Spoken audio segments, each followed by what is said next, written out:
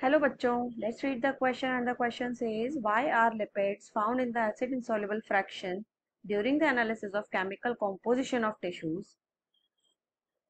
इसमें पूछा गया है कि क्यों लिपिड को एसिड इंसॉल्युबल फ्रैक्शन में पाया गया है केमिकल कॉम्पोजिशन की एनालिसिस करते वक्त। ऑप्शन ए दे रखा है it has very high molecular weight, b दे रखा है इट इज पॉलीमर, सी दे रखा है because it has low molecular weight and d दे रखा है that on grinding the biomembranes are broken into pieces and form insoluble vesicles.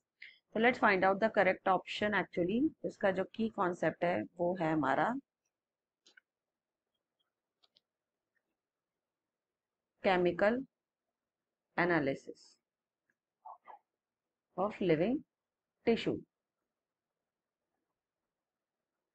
अब इस क्वेश्चन में हम लोग फाइंड आउट करते हैं पहले कि केमिकल एनालिसिस क्या है, क्या प्रोसेस क्या है। इसमें क्या करा हमने, एक लिविंग टिश्यू लिया और उसमें प्रेजेंट जो भी केमिकल कंपाउंड है, ऑर्गेनिक कंपाउंड है, उनका हमने एनालिसिस किया है। तो लिविंग टिश्यू में हमने यहाँ पे लिया या तो वेजिटेबल या लिवर का पीस, एनिमल या प्लांट पीस। इस लिविंग टिश्यू को हमने ग्राइंड किया using try chloro acetic acid.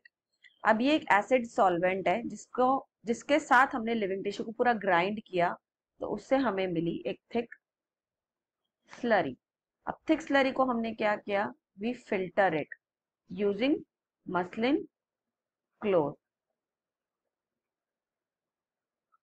अब ऑब्वियसली जब हम फिल्टर करेंगे तो हमें दो फ्रैक्शन मिलेंगे, एक जो छन के नीचे आ जाएगा, क्यों, क्योंकि वो एसिड सॉल्युबल फ्रैक्शन होगा, ट्राइक्लोरोएसिटिक एसिड में डिसॉल्व होके वो छनी हुई चीज क्लोथ के नीचे फिल्टर हो जाएगी। और दूसरा जो ऊपर रह जाएगा that is acid insoluble fraction, क्योंकि वो डिसॉल्व नहीं हुआ है इसलिए वो ऊपर रह जाएगा।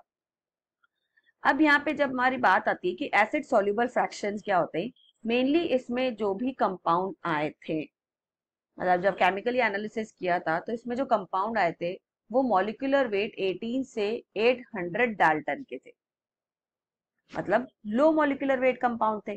अब इसमें अगर मैं एग्जांपल लूं तो ऑब्वियसली ग्लूकोज, अमीनो एसिड्स,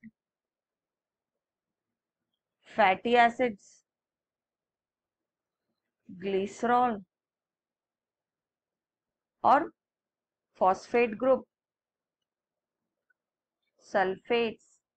तो जिनका भी मॉलिक्यूलर वेट 18 से 800 डाल्टन के बीच में था वो सब इसके अंदर आ गए एसिड सॉल्युबल फ्रैक्शन में। लेकिन जो भी एसिड इनसॉल्युबल फ्रैक्शन थे उसमें आ गए compounds of molecular weight greater than 1000 Dalton, जिसमें मोटे मोटे अगर हम कहें तो वो हैं हमारे पॉलीसेक्राइड्स, प्रोटीन्स, न्यूक्लिक एसिड। अब यहाँ पे एक्चुअली एक्सेप्शन है लिपिड का। लिपिड इज एन एक्सेप्शन कि लिपिड का molecular weight actually less than 800 dalton ही है, तब भी हमारा ये लिपिड एसिड इनसॉल्युबल में क्यों मिला।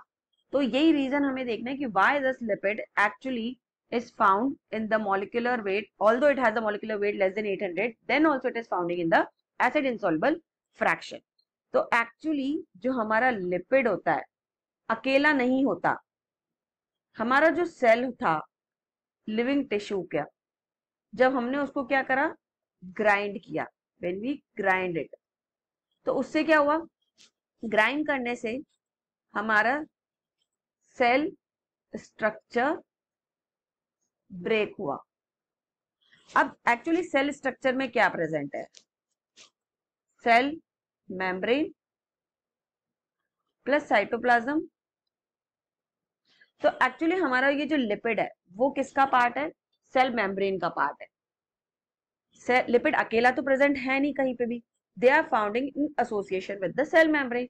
तो ऑब्वियसली जब सेल मेम्ब्रेन टूटा, जिसे हम बायो मेम्ब्रेन भी कहते हैं, when the cell membrane, तो ये क्या हो गए, obviously broke into pieces, and इन्होंने क्या बना लिए, वेसिकल्स बना लिए, पीसेस में टूट टूट के वेसिकल बनाए, जो कि वाटर इनसॉल्युबल थे, बेसिकली सॉरी वाटर सॉल्युबल थे। अब वाटर सॉल्युबल है तो इसीलिए ये जो मेम्ब्रेन के फ्रेगमेंट्स थे जो वेसिकल्स के फॉर्म में सेपरेट हो गए, वाटर सॉल्युबल थे इसीलिए वो मेम्ब्रेन फ्रेगमेंट वेसिकल के फॉर्म में get separated with the acid insoluble pool. तो क्योंकि एसिड में वो डिसॉल्व नहीं हो पाया, लेकिन क्योंकि वो पानी के लिए डिसॉल्वेबल थे, they water soluble but not the acid soluble fragments, इसीलिए वो एसिड के अंदर डिसॉल्व होके नीचे नहीं आए और वो एसिड इनसॉल्युबल पूल में रह गए। तो रीजन यही है कि जो सेल मेम्ब्रेन है वो पीसेस में टूटे, वेसिकल्स बने, and since these vesicles are not acid soluble but the water soluble, तो मेम्ब्रेन जो फ्रेगमेंट्स थे वेसिकल्स के वो एसिड इनसॉल्युबल के साथ ऊपर ही रह गए। तो आंसर अगर हम कहें, so obviously it has very high molecular weight, so wrong. B option, it is polymer, that is also wrong. C, it has low molecular weight, that is also wrong. But the fourth option जो है, that is on grinding, the biomembranes are broken into pieces and form insoluble vesicles. That is the correct option. So we'll go with answer D. So I hope you understood it well. Best of luck.